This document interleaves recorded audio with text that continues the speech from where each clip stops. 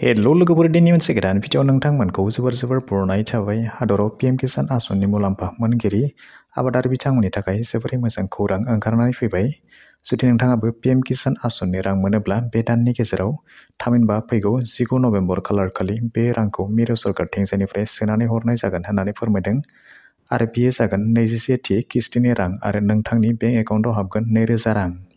हादरनि 9 कौटि सुबुंफ्रा 2000 रांहै मोननो हागोन आरो 9 कौटि सुबुंनो 2000 रांहै भारत सरकारा खरसा जागोन 18,000 कौटि रां।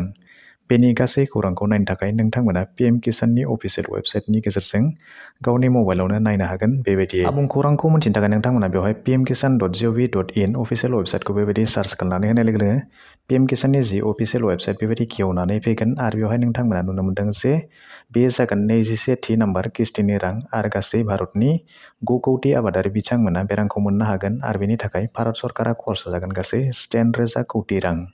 आरो बेखौ नोंथांमोना नुनो मोनबाय जे बेवहाय फैगौ 19 नभेम्बर खालारखालि बेनि रांखौ होनाय जागोन होननानै फोरमायदों। नोंथांमोना भिडिअखौ नायनानै मोजां मोनबाय जानांगौ आरो जुदि मोजां मोनबायब्ला मोनसे लाइक खालामनानै होदो, गाज्रि मोनबायब्ला डिसलाइक खालामनानै होदो आरो जुदि नोंथाङा चेनेलाव गोदान नायगासिनो दङब्ला अन्नानै चेनेलखौ साबस्क्राइब खालामनानै होनो थाखायबो दाबावगारदो।